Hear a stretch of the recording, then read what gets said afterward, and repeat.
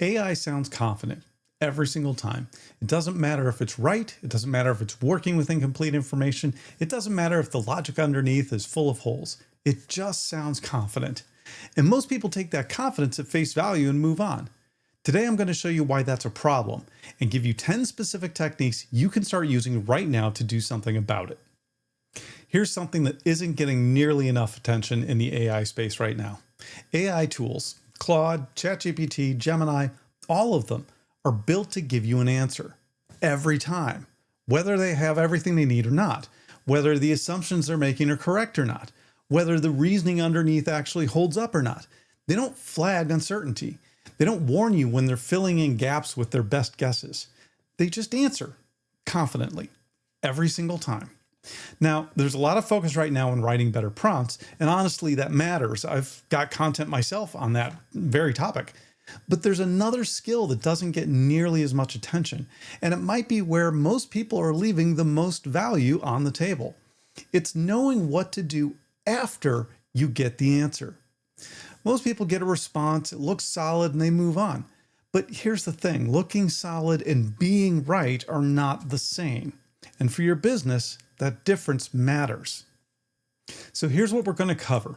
I'm going to give you 10 specific techniques organized into 4 categories that you can use to verify, challenge, and improve any AI response you get. These aren't theoretical. These are things I use personally with real business questions every time I need to trust an AI response enough to actually act on it. And at the end, I'm going to share one bonus technique, what I call the nuclear option, for the situations where the stakes are high enough that you need to be completely sure before you move forward. Now, before we get into them, I want to be upfront about something. You don't need to run through all 10 of these every time you use AI. These are tools in your toolkit, not a 10-step checklist that you have to complete for every prompt. Some responses only need 1 or 2 checks, and others might warrant working through several of them. As you start using them, you'll develop a feel for which ones make sense for what you're working on. And the goal isn't to make every AI interaction a production. It's to know which questions to ask when the situation calls for them. I'm Rob Fernango, founder of the AI Growth Accelerator. I've spent 27 years in data science, including building some AI systems, and my whole mission is helping small business owners get real practical value out of AI. No hype, no fluff, no computer science degree required. Now, before we get into the 10 techniques, I want to share one habit that will immediately improve the quality of what AI gives you, and it costs you about 10 seconds per prompt. At the end of any complex prompt, add this question. Please ask me any questions you need answered to provide your best possible response. The key is to build this question directly into the end of your primary prompt. That way, AI has the full context of what you're asking, and it can tell you specifically what's missing from the information you've provided. And here's why this habit makes such a difference. The AI will answer whatever you ask, whether it has what it needs or not. It's not going to stop you and say, hey, I could do a much better job if I only knew X. But when you explicitly invite it to ask you questions, it will. And sometimes what it surfaces is genuinely important. Context you didn't realize was missing, assumptions that need to be confirmed, or information that would meaningfully change the answer. You might not always have that missing information available, but at least you'll know it's missing. And knowing where the gaps are is a lot better than acting on an answer with invisible holes in it. So consistently add this question to the end of a complex request, and you'll start to notice the difference immediately. All right, now let's get into those 10 techniques that you can start using right now. This first category is about verification. And I want to be clear about what I mean by that, because this isn't about assuming that AI is wrong. Most of the time, it's going to give you something reasonable to work with. The problem is that AI is always confident whether it's right or wrong. And those two things look identical on the surface. So before you act on any AI response, you need to be able to answer one question. Did it actually get this right? These 3 techniques are how you find out. Technique number 1 is to ask AI to explain its reasoning. After you get a response, follow up with this. Walk me through why you said that. When AI has to explain its logic step by step, weak reasoning tends to surface pretty quickly. You start to see where it made assumptions, where it connected dots that maybe shouldn't be connected, where it skipped over something that actually matters for your specific situation.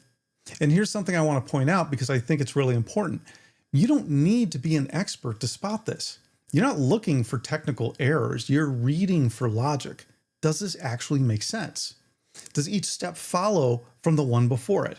If something feels off when you read through the explanation, that instinct is worth following up on, and you should trust it. Technique number 2, ask AI to rate its own confidence. This technique is genuinely underused, and I don't really fully understand why, because it's one of the most practical things you can do, and it takes about 5 seconds. After you get a response, ask, how confident are you in this response, and where are you least certain? AI will actually tell you. It might come back with something like, I'm confident about the general approach here, but less certain about the specific numbers. You'd want to verify those independently. And now you have a roadmap. You know exactly where to focus your attention and where to do additional verification instead of trying to check everything equally. Think about it this way. It's like getting an estimate from a contractor who says, I'm solid on the labor costs, but material prices have been fluctuating and that line item could shift a little bit. It's useful information. It tells you where the risk actually lives. And this technique does exactly the same for your AI responses. Technique 3, ask AI to check its own work. Before you close out any response, try this. Review what you just gave me and correct any errors. Now, I know the obvious reaction to this one. If AI made a mistake, why would asking it to review fix the problem? It already produced the response once. But here's what's actually happening in practice. When you give AI a specific instruction to check its work, it approaches the response differently than it did when it was generating it in the first place.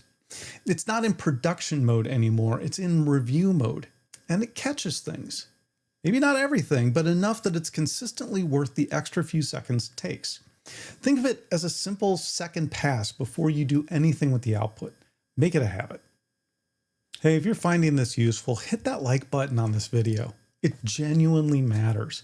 It's one of the main ways that YouTube decides how to put this content in front of other small business owners who could use it. So if this is landing for you, that like helps more people find it. All right, so let's get back to it.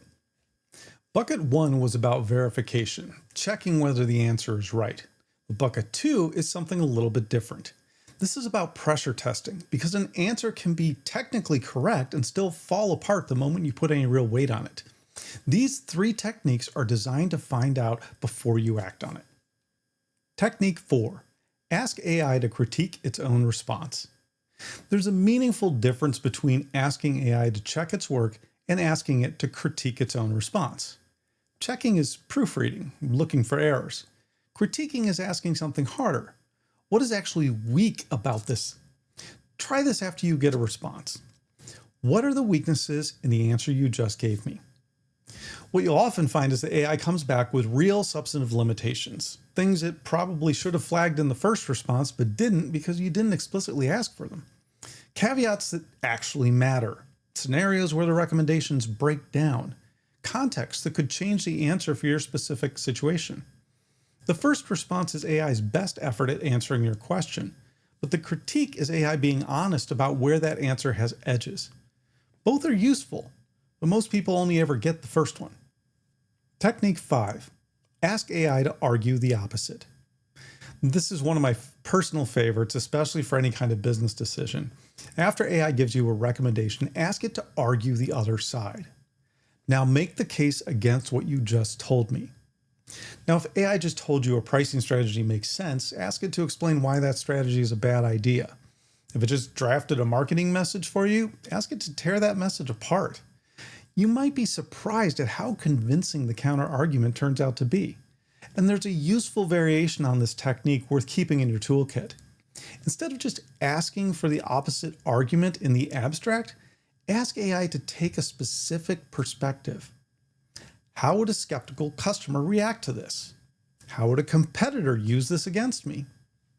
Now, you're not just getting a general counter argument. You're getting it through the lens of someone who actually matters to your business. That tends to be a sharper and more useful stress test. And here's something I want to be clear about, and this applies to every technique in this video, but it's worth saying explicitly here. AI isn't here to make your decisions for you. That's still your job. What these techniques do is give you a better and more complete information to make those decisions with. When you ask AI to argue the opposite, you're not asking it to talk you out of something. You're asking it to surface perspectives you might not have considered. You take all of that in, you weigh it against what you know about your business, and then you decide. AI is the researcher. You're the decision maker. Technique 6. Push back, even if you agree. Now, I want to spend a little extra time on this one because it might be the single most revealing technique on this entire list. When AI gives you an answer, push back on it deliberately. Even if you think it's right, say something like, "I'm not sure I agree with that assessment. Can you reconsider?" And then just watch what happens. Sometimes the AI will hold its ground. It'll come back and explain clearly and specifically why it stands behind the original answer. When that happens, it's actually a good sign. It means the answer has some backbone to it, that there's reasoning behind it that doesn't just collapse under mild pressure. But other times, the AI might fold immediately. It comes back with a completely different answer, almost no explanation, like it's just trying to find something you'll agree with. And when that happens, it tells you something really important about the original response. It wasn't well supported. AI was working from assumptions and best guesses, and it wasn't particularly committed to any of it. Now, I've seen this play out more times than I can count, and every time I catch it, I'm genuinely glad I pushed before I acted, because finding out an AI response was shaky before you use it costs you nothing. Finding out after is a different story. This isn't about being difficult or contrarian. It's a pressure test, and it's one of the fastest ways to understand how much weight an answer can actually carry. The first two categories are about the answer itself, whether it's right and whether it holds up when you push on it. This category goes one level deeper. It's about what's underneath the answer, the assumptions AI made to get there, the risks it didn't surface, the foundation the entire response is built on that AI never told you about. Technique 7. Ask AI to identify its assumptions. Every AI response is built on a set of assumptions. Some of them are perfectly reasonable. Some of them are completely wrong for your specific situation. And AI almost never tells you what those assumptions are unless you explicitly ask. So try this. What assumptions did you make to arrive at this answer? This technique matters most for strategy, pricing, marketing, any situation where you're making a real business decision based on what AI tells you. Because here's the thing about assumptions. If they're wrong, the entire answer is wrong. The logic can be perfectly sound, and the conclusion can still be completely off base for your situation. And you'd never know it unless you checked what the answer was built on. When you find an assumption that doesn't fit your situation, tell AI what's actually true for you. Then ask it to redo the analysis with the correct information. You'll often get a meaningfully different answer, and that different answer is the one that's actually relevant for your business, not the generic one it gave you the first time. Technique 8. Ask for pros and cons, then go deeper on the risks. So this is a two-step technique, and the second step is where most people stop short, which is exactly where the real value is.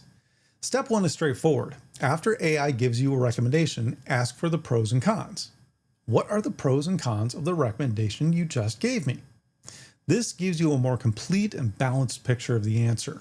It surfaces downsides that you might not have thought to ask about on your own. It's a useful baseline. But for any decision that actually matters to your business, you need to go further. Follow up with this. Now dig deeper into the risks and downsides. What could actually go wrong if I act on this? And here's why the second step is necessary. When you ask for pros and cons, AI tends to balance the ledger, roughly equal weight on the positives and the negatives. It's thorough, but it's measured. The problem is that in the real world, the costs of a bad decision usually outweigh the benefit of a good one. The downside risk deserves more scrutiny than the upside potential. And a balanced list doesn't reflect that reality. So for anything important, push AI to really interrogate the downside. Don't let it off the hook with a balanced summary. Ask it to go deep on what could actually go wrong, not just what the general cons are, but what the real risks are if you act on this in your specific situation. That extra step is the difference between feeling informed and actually being prepared for what could happen. The first three categories are focused on making sure the answer AI gave you is right and well supported. This last category is about something different though, making sure it's complete. Because AI's first response is almost always sufficient, but sufficient and complete are not always the same thing. Technique 9. Ask for alternatives. Whatever AI just gave you, ask for 3 different versions of it. Give me 3 alternative approaches to what you just suggested. This works well across a lot of different use cases like marketing copy, pricing strategy, operational decisions, any situation where there's a genuinely multiple viable paths forward. And here's why this matters.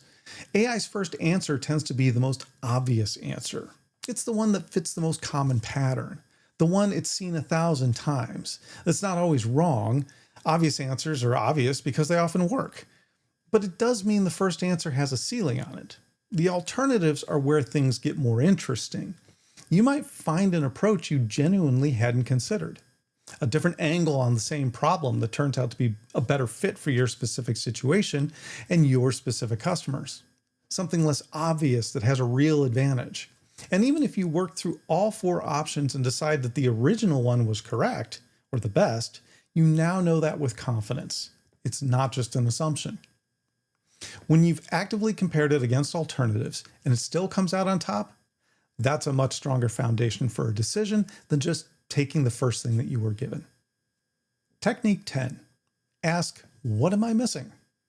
Save this one for last. After you've worked through a response, after you've verified the reasoning and challenged the answer and checked the assumptions, ask this. What am I not thinking about here that I should be? Or if you want to make it even more direct, what are the important questions I haven't asked yet? This is broader than any of the other techniques. You're not asking the AI to check a specific thing. You're asking to look at your entire line of thinking and tell you where the blind spots are. The things you don't know. This one sounds almost too simple, and it is simple, but it's one of the most consistently useful questions I ask because the blind spots you're not aware of are always more dangerous than the ones you are. The questions you haven't thought to ask are exactly the ones you need answered before you act. All right, you've worked through all 10 techniques. You've verified the reasoning, challenged the answer, stress tested the foundation, and made sure you have the complete picture. And you're still not confident enough to act. So here's what you do. Get a second opinion from a completely different AI. Take your original question and the answer that you received and go to a different tool. If you use ChatGPT, take it to Claude. If you use Claude, bring it to Gemini. Or if you don't have a second available tool, you can even open a completely fresh conversation in the same tool. No prior history, no context from the original conversation, and just start clean. Then ask, does this analysis hold up? What would you do differently? And here's why I call this the nuclear option. When you take your work to a second AI, you're not just checking one specific thing. You're effectively running all 4 of these categories of checks simultaneously through a completely independent lens.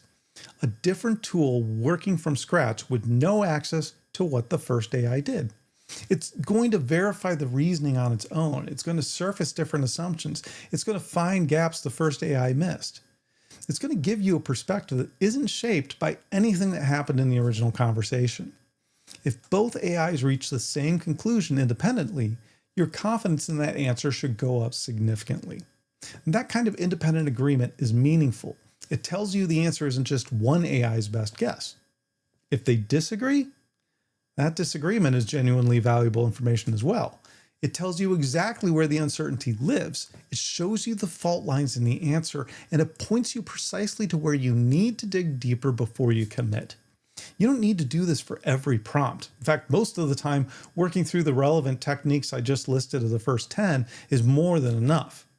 But for decisions that have real consequences, the kind where being wrong is going to cost you money or time or customers, this is the move. So let me bring it all together before we wrap up. First, remember the habit that we talked about at the start. At the end of any complex prompt, add the question, please ask me any questions you need answered to provide your best possible response. Build that in consistently and you'll start noticing the difference right away. Then work through whichever of the 4 categories makes sense for what you're working on. To verify the answer, ask AI to explain its reasoning, rate its own confidence, and check its own work. To challenge the answer, ask AI to critique its own response, argue the opposite, and push back even when you think it's right. To stress test the foundation, ask AI to identify its assumptions, walk through the pros and cons, and then go deep on the risks for anything high stakes. And to expand the answer, ask for alternatives and then ask what you're missing. And remember, you don't need to run through all of these every single time. Use the ones that fit the situation. Over time, you'll develop a natural feel for which checks matter most for different kinds of work. That instinct is exactly what you're building. And when the stakes are high enough, get a second opinion from a different AI entirely, and ideally from a human expert. The tools are genuinely good, and they're getting better all the time. But they work best when you stay in the driver's seat and treat their responses as a starting point and not a final answer. If this video gave you some things to work with, I've got a free resource that takes it even further. It's called the AI Clarity Guide, and it walks you through the 15 most common prompt mistakes that are quietly undermining your AI results and exactly how to fix each one. It's free, it's practical, and you can grab it right now using the link that's in the description below. I'm Rob Fernango with the AI Growth Accelerator, and I'll see you in the next video.